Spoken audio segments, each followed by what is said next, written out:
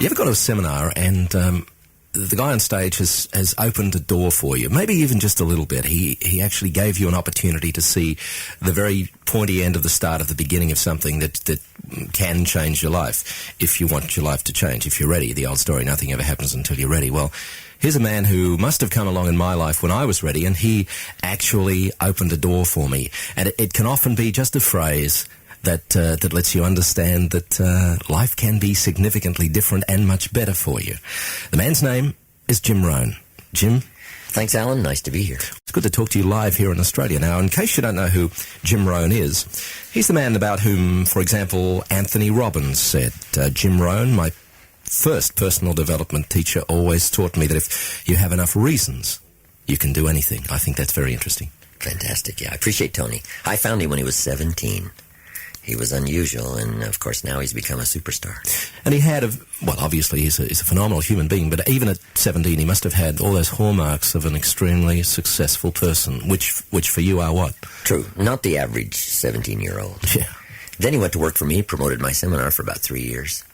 But he was a fast learner and thoroughly digested all the ideas and materials that I had to share. And then, of course, he studied on his own. Now he's a world phenomenon. He really is. He said, he goes on to say, Anthony, in his little piece about you here, Jim, he says, reasons, having enough reasons, are the difference between being interested versus being committed to accomplishing something. I remember the first time I talked to you, and I'm back in my radio days, you said to me, one of the secrets of life is you cannot have what you cannot attract. You know, success is not something you pursue, it's actually something that comes to you. Right. That you do attract, yeah. Well, I must also say it's exciting to have someone like you all these years later to say, here's some ideas that affected my life. So that's something you can't buy with money. And so I got hooked about 33 years ago on trying to translate my experiences into ideas, seminars, and books, and lectures, and speeches.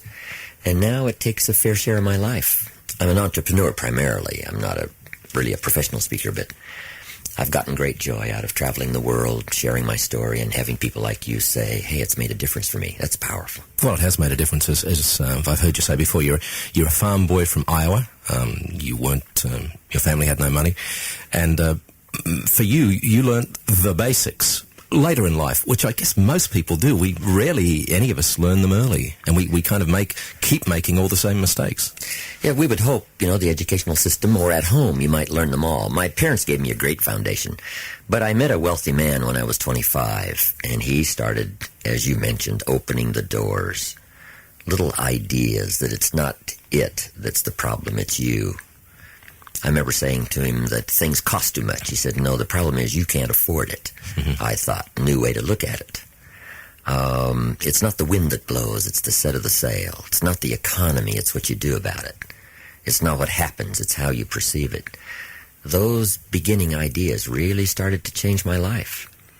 And that if I wanted to, I could take full charge and not wait for a level playing field, not wait for the next political election, and not wait for my employer to become more generous, but to personally take charge. One, of my self-education, and two, practicing better ideas in the marketplace as well as at home, and start making myself more valuable out there as well as at home, as well as to my friends, and then learn that valuable principle. Success is something you attract, not something you pursue.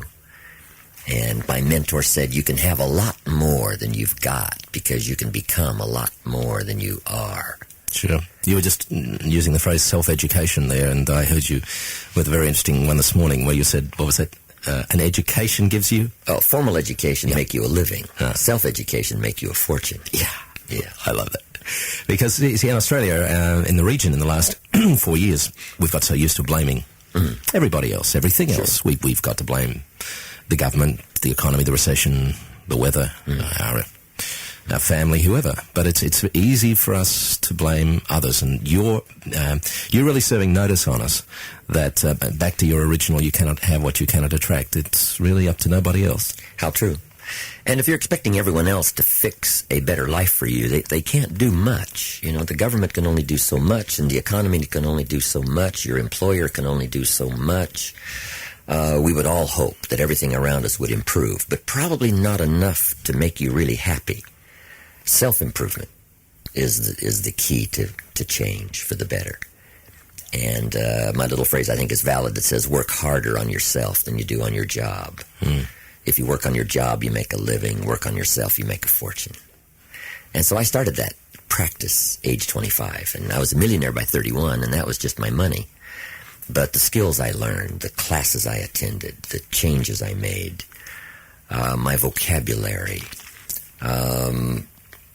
becoming skillful, learning new disciplines, reading the books, attending the classes, all of that stuff. I'm telling you, in a very short period of time, number one, greatly increased my self-esteem. Second, started making me more valuable to the marketplace. By the time I reached age 28, 29, my income was up over $30,000 a month, which back then was staggering kind of money. Certainly was. And then I went from there and learned how to manage other people, become an entrepreneur. But self-development is a lifetime process. It never ends. And then eventually how to balance it all. Not too much of one versus another. The spiritual, the moral, the practical, the economic, friendship, family, being an entrepreneur, being a good citizen, culture, refinement, sophistication. It's a lifetime pursuit.